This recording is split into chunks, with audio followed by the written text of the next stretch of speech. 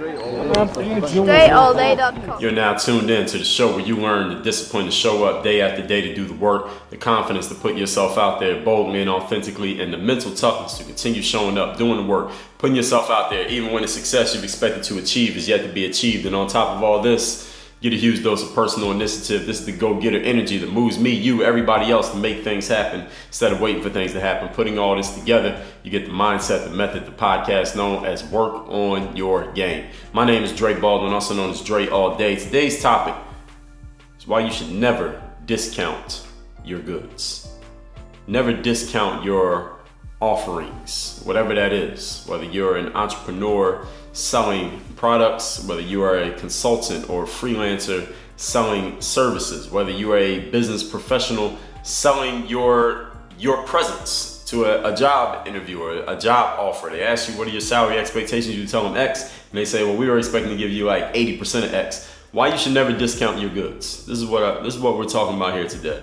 Now, every once in a while, actually before I say that, back in episode, I believe it was 1101, I did an episode on raising your prices. I did an episode previously about your prices being too low. I did an episode before that about this whole concept of price and money, and there have been a lot of challenges that entrepreneurs who I've spoken to, some who I've heard from via email, and I know a whole bunch of you who have never talked about it with me at least, who have this challenge with price, especially my freelancers and entrepreneurs out there. You're not finding people who want to pay your price. You're finding people who don't want to pay your price or claim that they don't have the funds, the resources to pay your prices. And then you find yourself discounting your work, and then you're disappointed because you're discounting your work. You're dealing with clients you don't want to be dealing with because they're nickel and diming you for everything and trying to get discounts on all your stuff. You don't feel like you're getting maximum value for your things. You start questioning yourself and questioning your business, questioning your abilities. we're gonna solve all that shit today,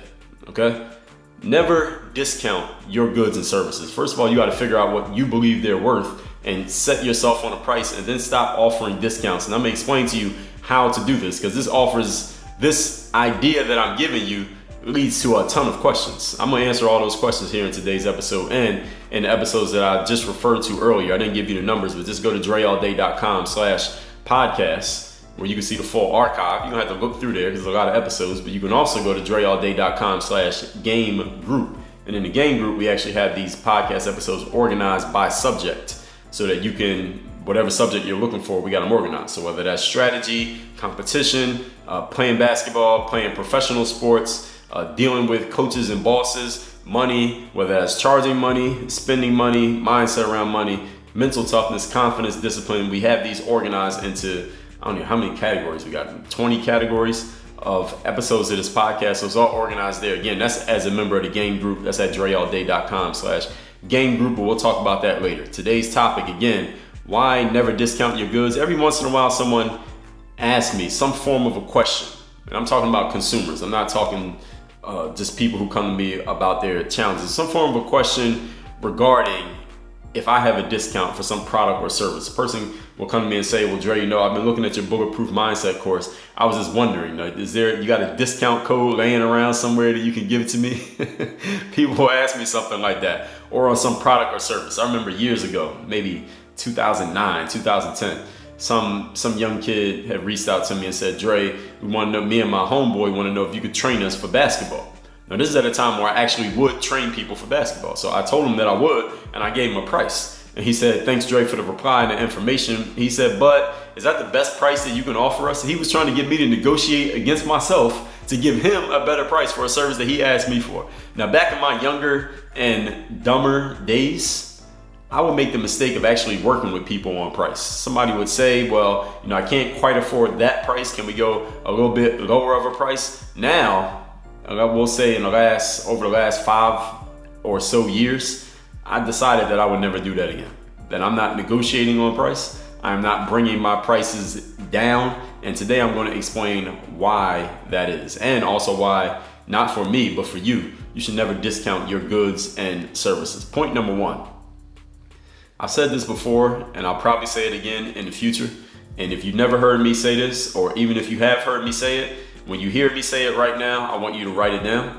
Any of you who sells products or services, whether you are an influencer, you're any type of freelancer, you're a photographer, you're an entrepreneur, you work anywhere where you are on a consistent basis asked how much.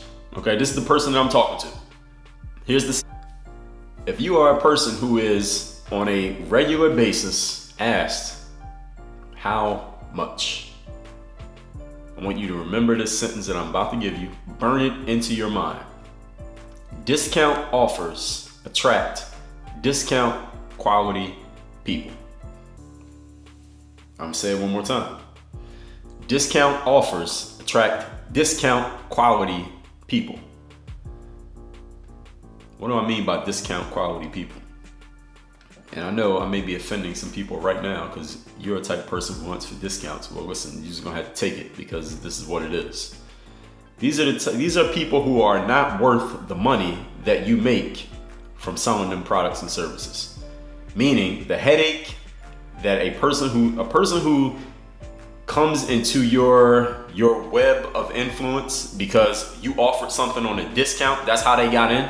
That's how you acquired them as a customer, because you offered a discount. Understand that in my experience, everything I'm telling you is from my experience, this person's money is not worth the headache that comes with their presence. They bring more headache than they bring money. They're not worth it. And you know what also happens when you attract people into your circle of influence with discounts? They go tell their friends about your discounts. So now them and all their friends, their discount quality friends, who, as we all know, the law of association, we all know you become the average of the people you hang with. So when you meet a discount quality person, who you think their friends are? They're gonna bring those discount quality individuals. They're gonna come try to join your party too. And what if your discount's over? What if your discount only lasted 24 hours? So you sold 2 people on that 24-hour discount, but each of those 2 people told 8 of their friends about your discounted offer. And those 8 friends, now 16 people, they're all emailing you saying, yo, my man told me that you had a discount on this thing. Now I see the price is this. What's up with that? Now you got to respond to that. Now you got to deal with that. Now the person who bought from you was like, yo, my friends can't get in on that discount. Could you bring your price down a little bit? When you gonna have a discount again? See, the people who didn't buy from you, they're like, all right, well, when you gonna offer another discount? See, I'm not gonna buy it at full price now because I know you do discounts, so I'm gonna wait till the next time you do a discount. So now you just shot yourself in the foot just to make a couple of hours, which weren't even full price, for some discount quality individuals. So you see how this cycle just repeats itself and makes things worse for you? It's not worth the money that you make. I want you to understand something. Since the discount quality people and their friends are not the people that you want, finding high quality individuals who will actually happily pay full price for what you're offering, it is worth the time and effort to do the work to find those people. Trust me. And once you start doing that work and you start dealing with those people as opposed to the discount quality individuals, you'll thank me later. Point number 2. And today's topic is why you should never, ever discount your products and services. Understand that discounts devalue you, and they also devalue your goods. See, in life, your value is not what you say it is. Your value is what you accept. That's another repeatable statement.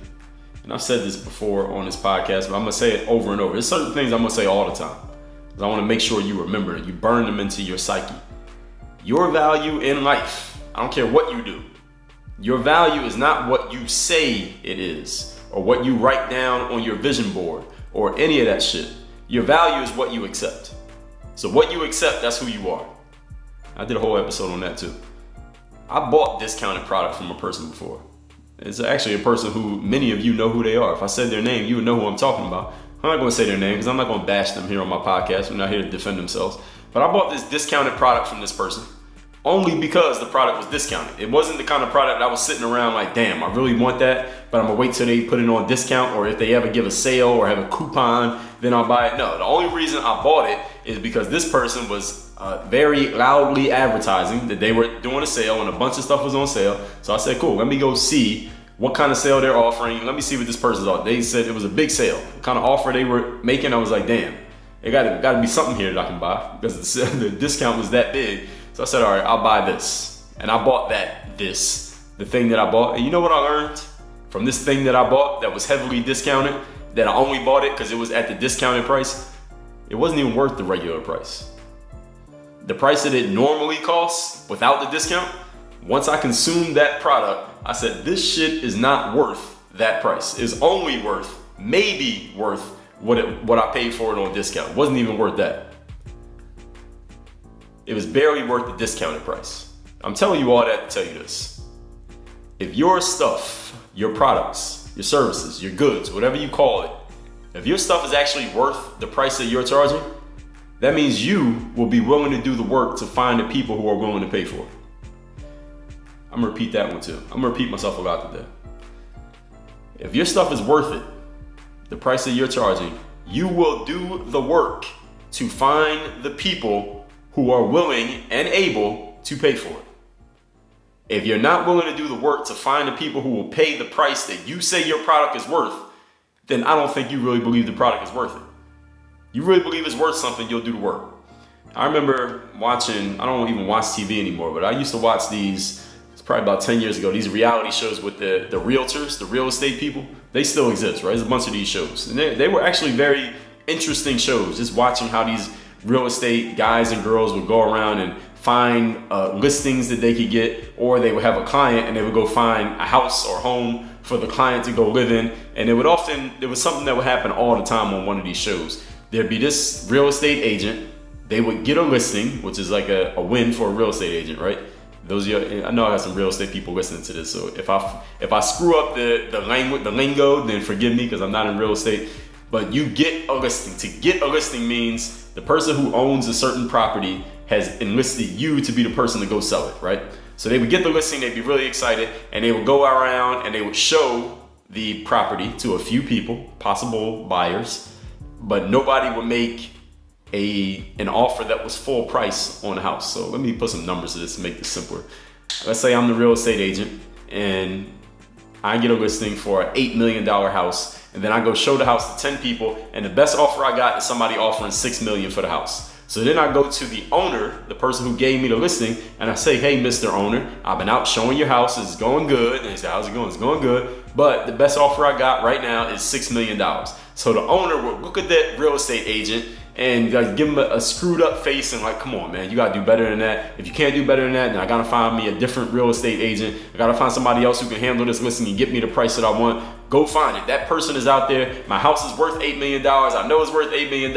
I'm not accepting 6. Give me a better offer, and basically go kick this person's ass, this real estate salesperson's ass, and motivate them to go find them a better offer. I'm telling you all that to tell you this. The seller of the house believe that the house is worth that, and they're willing to take their time and berate their real estate agent to the point that that real estate agent finds the right type of price that that owner deems suitable. You need to be the same way. If you got a listing, metaphorically speaking here, you have a listing of $8 million on your house, and somebody offers you 6, but you believe it's worth 8, you're not accepting the 6. You tell them, listen, this is an $8 million house. Now, real estate is a little bit different because, listen, somebody came in at 7.75, the buyer probably takes it. But the example that I'm giving you here, let's just work with me on this one. I'm doing this, came up with that one off the top of my head, that if you think your house is worth 8, you're not taking less than 8. That's the point that I'm making here. And you'll do the work to go find a person who's willing to pay 8. All right, you're not just gonna take the first offer that comes just because it's an offer. You're like, all right, it's 8, you offer 6, that's cool, but it's 8. You offer 7, that's cool, but the price is 8. You offer 7.5, that's cool, but the price is 8. Now, this is really a mental challenge for many of you salespeople out there. Many salespeople out there had this scarcity mindset that if I don't take this offer right now, I won't get another offer. I won't get a better offer. I better take this one or I'll not get anything at all. And that's how you end up devaluing yourself over and over and over and over again until you have no value left to take away. Point number 3. Today's topic is why you should never, ever discount your stuff. Understand that you are your associations. Now, I just talked about this at the beginning of this episode. I talked about this at the beginning of this episode on the subject of people, your consumers, bringing in low quality fellow consumers when you bring them in through discounts. But at the same time, we're gonna talk about you now. You being your association includes your friends, your business partners, people whose opinions you agree with, and the people who buy your stuff. The people who are listening to your podcast, subscribing to your YouTube channel, reading your blog, subscribing to your email list, following you on social media, those are your associations. Why are they your association? And they are a reflection of you. And why is that? Because there's something that you're doing or saying or showing or representing that is causing this person to pay attention to you. Something about your representation, your presentation is bringing these type of people into your circle. We'll just use that for lack of a better term. So the question then is, who are you asking to be associated with when you're lowering your price every time a person tells you they don't have money? Who are you asking to be associated with when you're lowering your price even before the person asks you even before the person says anything about how much they have, you're lowering your price because you're profiling them and guessing that they might not have the full price. So you offer them a lower price before they even say anything. And I know some of you are guilty of doing that. Who are you attracting when you set a price, but you're constantly negotiating down from your price every single time you talk to a new prospect? You are those associations. So if you're allowing that to happen, if you're doing that, if that's a decision that you're making every time you're in a conversation with a prospect on the subject of price, then you're becoming that association. That's what you're asking for. And I want you to understand something and remember something, people. I talked about this a couple episodes ago. It's much easier to make a sale to a past customer than it is to make a new sale to a new customer, person who's never bought anything. It's easier to sell to somebody who's already bought. But understand, if everybody in your already bought group are people who bought from you at a discount, who are they going to refer to you? Who are their friends? They're going to tell people, yo, this is what I paid. So when their friends come in, they're going to expect to pay the discounted price too. See, you've created a trap for yourself. Every time you accept that discounted price, now you're digging deeper and deeper into the hole. But then it would be unfair if you don't honor the discount to the next person, the next person, the next person, because they're all referred by the same person who you allowed to negotiate you down from the beginning. See, this is how the law of association works. Those people just get attracted to you like ants to a picnic.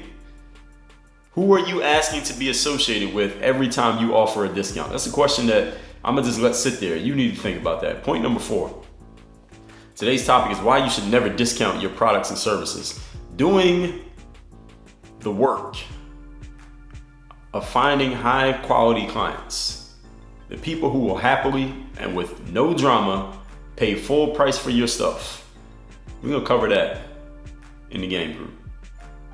The actual work. What is that work of finding those high quality people, positioning yourself to deal with those high quality people, having the conversations with those high quality people, and closing those people. And when I say high quality, what I mean is you can define it however you want. People who will pay the price that you want to charge. That's what I mean when I say high quality.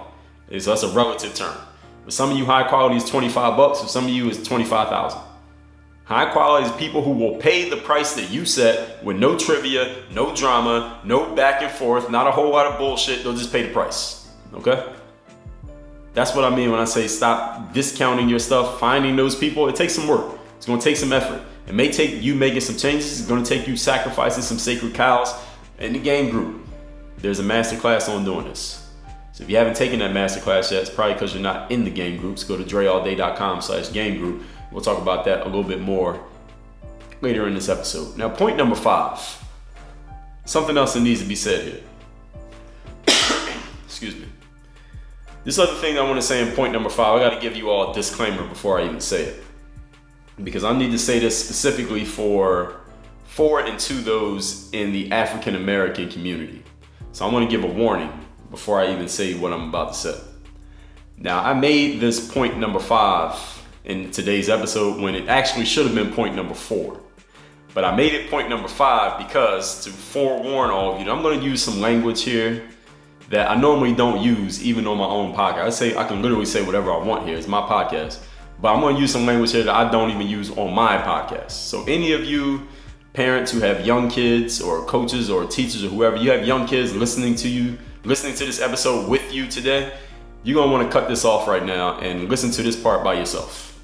Now, I'm gonna give you a couple seconds to turn this off. You can come back, listen to it later, or cover the kids' ears or whatever you got to do, because I'm gonna use some language that I don't normally use here.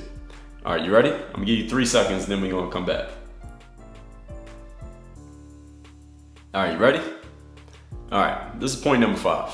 Today's topic, once again, is why you should never discount your stuff in our community. And the reason why I preface this by saying I'm speaking specifically to and of the African American community. Those of you who are not African American, you still need to hear what I'm saying here, because I want you to understand, first of all, what's going on in this community, which you should know because you're listening to a podcast of an African American man talking about this stuff, and to understand the perspective from which I'm coming when I say the things that I'm saying, everything that I'm saying.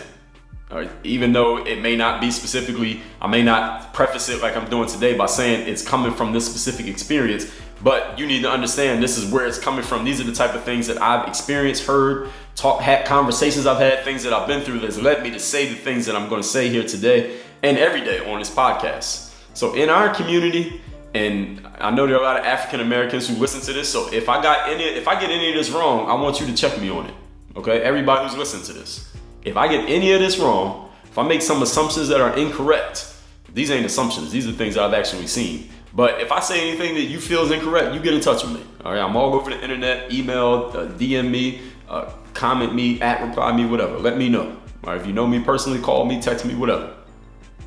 In our community, when it's a black salesperson dealing with a black prospect, we are often persuaded slash, or someone attempts to persuade, or attempts to try at least, or to shame, or tries to shame us into offering them a discount just because the buyer is black and we're black, is what I will call, and the simplest way I can put it, is the nigga discount.